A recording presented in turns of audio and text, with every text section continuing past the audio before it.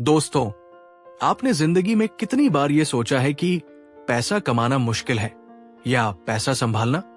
कुछ लोग करोड़ों कमा कर भी कंगाल हो जाते हैं और कुछ लोग साधारण नौकरी करके भी फाइनेंशियल फ्रीडम पा लेते हैं। असल फर्क है पैसे की साइकोलॉजी को समझने का। आज हम मॉर्गन हाउसल की मशहूर किताब द साइकोलॉजी ऑफ मनी के 20 गहरे लेसन सीखेंगे। ऐसे लेसन्स जो आपके पैसे और जिंदगी दोनों को देखने का नजरिया बदल देंगे। तो वीडियो को आखिर तक जरूर देखना, क्योंकि हर लेसन आपके लिए एक नया पर्सपेक्टिव लेकर आएगा। चलिए शुरू करते हैं। Lesson 1, no one's crazy. सोचिए, रमेश हर महीने सैलरी मिलते ही 50% बचा लेता है। सुरेश सैलरी मिलते ही शेयर मार्केट में इन्वेस्ट कर देता है। आप क्या कहोगे, रमेश डरपोक है या सुरेश लापरवाह? मॉर्गन हाउसल कहते हैं नो वंस क्रेजी, क्योंकि रमेश ने गरीबी देखी, उसके लिए पैसा सुरक्षा। सुरेश ने अमीरी और स्टॉक मार्केट के चमत्कार देखे, उसके लिए पैसा अवसर। मतलब दोनों सही है। हर इंसान का पैसा देखने का लेंस अलग होता है। जब आप किसी और के फाइनेंशियल डिसीजंस देखो तो उसे पागल मत कहो। सब अपने अनुभवों से सीख कर डिसीजंस लेते हैं। Lesson 2, luck risk. दोस्तों, कभी सोचा है कि बिल गेट्स दुनिया का सबसे अमीर आदमी क्यों बना? क्योंकि वो लकी थे। उनका स्कूल अमेरिका का पहला स्कूल था जहां कंप्यूटर आया। अगर वो किसी और सिटी में पैदा होते, शायद माइक्रोसॉफ्ट भी नहीं होता। और वही बिल गेट्स का दोस्त केंट एवंस, उतना ही टैलेंटेड था, लेकिन एक एक्सीडेंट में उसकी मौत हो गई। लक और रिस्क दोनों हमारी लाइफ में इनविजिबल रोल प्ले करते हैं। सक्सेस मिले तो हम्बल रहो, उसमें लक का हिस्सा है। फेल हो जाओ तो खुद को मत कोसो, उसमें बैड लक भी हो सकता है। Lesson 3, never enough. सोचो, आपके पास करोड़ों रुपए हों, क्या आप रुक जाओगे? नहीं, हम इंसान हमेशा कहते हैं और चाहिए। रजत गुप्ता की स्टोरी याद करो। बिलियनर होने के बावजूद उन्हें और चाहिए था। इनसाइडर ट्रेडिंग की और सब कुछ खो दिया। अगर आपके पास इनफ डिफाइन नहीं है तो आप कभी खुश नहीं हो सकते। पैसा कमाना जरूरी है, लेकिन यह जानना और भी जरूरी है कि आपके लिए काफी कितना है। Lesson 4, confounding compounding. Compound interest दुनिया का सबसे बड़ा जादू। वॉरेन बफेट की वेल्थ का 99% उन्होंने 50 की उम्र के बाद कमाया। क्यों? क्योंकि उन्होंने बहुत लंबे समय तक इन्वेस्टेड रहना सीखा। कंपाउंडिंग शुरुआत में स्लो लगता है, लेकिन समय के साथ ये एक्सपोनेंशियल ग्रोथ दिखाता है। सोचो, आप रोज 100 रुपए इन्वेस्ट करते हो। पहले साल में रिटर्न्स बहुत छोटे लगेंगे, लेकिन 30 साल बाद वही 100 रुपए करोड़ों में बदल सकता है। जल्दी शुरू करो और पेशेंस रखो। कंपाउंडिंग को टाइम दो, मैजिक अपने आप होगा। Lesson 5, getting wealthy versus staying wealthy. पैसा कमाना स्किल है, लेकिन उसे टिकाना और भी बड़ी स्किल है। पैसा कमाने के लिए रिस्क लेना पड़ता है, लेकिन टिकाने के लिए ह्यूमिलिटी और सेफ्टी चाहिए। 2008 में करोड़ों लोग बैंकक्रप्ट हुए, क्योंकि उन्होंने सोचा मार्केट हमेशा ऊपर जाएगा। पैसा कमाने में एग्रेशन चलेगा, लेकिन बचाने में हमेशा कॉन्जर्वेटिव बनो। Lesson 6, tails you win. Investment में रेयर मोमेंट्स ही सब कुछ बदलते हैं। Amazon, Apple, Google rare companies हैं, लेकिन जिसने इन पर बेट लगाया वो करोड़पति बन गया। लाइफ में भी कुछ रेयर डिसीजंस ही गेम चेंजर होते हैं। 100 बार जीतने की जरूरत नहीं, कुछ रेयर बिग विन्स ही आपकी जिंदगी बदल देंगे। Lesson 7, freedom. Luxury car, big house, ये सब अच्छा है, लेकिन असली लग्जरी है फ्रीडम ऑफ टाइम। जब आपको ये चॉइस हो कि किसके साथ काम करना है, कब काम करना है और कब आराम करना है, वही असली अमीरी है। पैसा चीजें खरीदने के लिए नहीं, बल्कि आजादी खरीदने के लिए है। Lesson 8, man in the car paradox. सोचिए, सड़क पर लैम्बोर्गिनी दिखी, आपने क्या कहा, क्या गाड़ी है? क्या आपने कहा क्या शानदार इंसान है? नहीं, लोग कार को एडमायर करते हैं, ड्राइवर को नहीं। रिस्पेक्ट पैसे से नहीं, आपके बिहेवियर और वैल्यूज से मिलती है। Lesson 9, wealth is what you don't see. Luxury दिखाना कंजम्पशन। वेल्थ दिखती नहीं, बैंक अकाउंट और इन्वेस्टमेंट्स में छुपी होती है। अमित BMW चलाता है, सबको लगता है वो अमीर है, लेकिन असली अमीर उसका दोस्त अजय है, जो सिंपल गाड़ी चलाता है लेकिन करोड़ों इन्वेस्ट किए हुए हैं। असली वेल्थ जो दिखती नहीं। Lesson 10, save money. High income बेकार है अगर सेविंग नहीं। रिच बनने के लिए सेविंग जरूरी है। Saving freedom plus flexibility.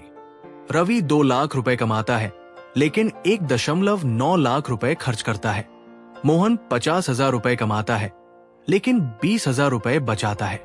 20 साल बाद मोहन फाइनेंशियल फ्रीडम एंजॉय करेगा। इनकम से ज्यादा जरूरी है एक्सपेंसेस कंट्रोल करना। Lesson 11, reasonable rational. इकोनॉमिक्स कहता है हमेशा रैशनल बनो, लेकिन मॉर्गन हाउसल कहते हैं रीजनेबल बनो। एग्जाम्पल, रैशनल कैलकुलेशन कहेगा शेयर मार्केट हमेशा जीतता है तो पूरा पैसा शेयर में डाल दो, लेकिन रीजनेबल दिमाग कहेगा यार इमरजेंसीज भी आती है, थोड़ी कैश रखनी चाहिए। Rational maths. Reasonable human life. Perfectly rational बनने की जरूरत नहीं। अपने कंफर्ट, पीस और फैमिली को ध्यान में रखकर डिसीजंस लेना ज्यादा इंपॉर्टेंट है। Lesson 12, surprise. फ्यूचर अनप्रेडिक्टेबल है। किसी ने नहीं सोचा था कि 2020 में कोरोना पैंडेमिक आकर पूरी इकोनॉमी हिला देगा। हिस्ट्री हमें फ्यूचर प्रेडिक्ट करने के लिए मिसलेड करती है, क्योंकि फ्यूचर हमेशा नए सरप्राइजेस लेकर आता है। 2008 का फाइनेंशियल क्राइसिस, कितने एक्सपर्ट इकोनॉमिस्ट्स भी फेल हो गए थे। भविष्य को कंट्रोल नहीं कर सकते, प्लान ऐसा बनाओ जो अनसर्टेनिटी झेल सके। Lesson 13, room for error. दोस्तों, मान लो आप ट्रैक पर जा रहे हो और पानी की बोतल सिर्फ 1 लीटर ले गए, क्या सेफ है? बिल्कुल नहीं। फाइनेंस में भी यही रूल है, हमेशा मार्जिन ऑफ सेफ्टी रखो। एग्जाम्पल, अगर आपके एक्सपेंसेस 40,000 रुपए हैं तो इनकम 50,000 रुपए नहीं, कम से कम 70,000 रुपए होनी चाहिए। इन्वेस्टर बेंजामिन ग्राहम कहते थे सेफ्टी मार्जिन ही सबसे बड़ा इन्वेस्टमेंट सीक्रेट है। लाइफ और फाइनेंस में हमेशा थोड़ी जगह बचाकर चलो। Lesson 14, you'll change. आज जो आपके गोल्स है 10 साल बाद शायद वही न रहें। एग्जाम्पल, 20 की उम्र में हम कहते हैं मुझे स्पोर्ट्स कार चाहिए, 30 की उम्र में कहते हैं मुझे घर चाहिए, 40 में कहते हैं मुझे पीस और हेल्थ चाहिए। लॉन्ग टर्म प्लान बनाओ, लेकिन ये एक्सेप्ट करो कि आप खुद बदल जाओगे। Lesson 15, nothings free. हर चीज की कीमत होती है, बस वो बिल अलग तरीके से आता है। एग्जाम्पल, स्टॉक मार्केट में हाई रिटर्न्स चाहिए तो उसकी कीमत है वॉलेटिलिटी और रिस्क सहना। जिम में फिट बॉडी चाहिए तो कीमत है पेनफुल वर्कआउट्स और डाइट सैक्रिफाइस। हर रिवॉर्ड की हिडन प्राइस होती है, अगर वो प्राइस पे करने को तैयार हो तभी रिवॉर्ड मिलेगा। Lesson 16, Yumi. सोचिए, कोई शेयर मार्केट में ट्रेडिंग कर रहा है और आप लॉन्ग टर्म इन्वेस्टर हो, वो रोज बाय सेल करेगा। आप सोचोगे ये पागल है और वो सोचेगा ये बेवकूफ है, कुछ करता ही नहीं। सच क्या है? दोनों सही है, क्योंकि उनके गोल्स अलग हैं। दूसरों के पैसे के डिसीजंस को अपने स्केल पर मत तोलो। हर किसी के गोल्स, टाइम फ्रेम और जरूरतें अलग होती है। Lesson 17, the seduction of pessimism. खबरों में आपने देखा होगा मार्केट क्रैश होने वाला है, रिसेशन आ रहा है, ये खबरें ज्यादा बिकती है। क्यों? क्योंकि इंसान हमेशा डर वाली खबर जल्दी मान लेता है, लेकिन सच्चाई यह है लॉन्ग टर्म में दुनिया बेहतर होती जा रही है। मार्केट ऊपर नीचे होता रहेगा, पर ग्रोथ ओवरऑल ऊपर की तरफ है। नेगेटिव सोच से बचो, ऑप्टिमिज्म लॉन्ग टर्म में हमेशा जीतता है। Lesson 18, when you'll believe anything. जब हालात बुरे होते हैं तो इंसान कोई भी एक्सप्लेनेशन मान लेता है। एग्जाम्पल, मार्केट गिरता है तो लोग कहते हैं ये सब सरकार की गलती है, या फॉरेन इन्वेस्टर्स सारा पैसा खींच रहे हैं। असलियत में कारण कॉम्प्लेक्स होते हैं।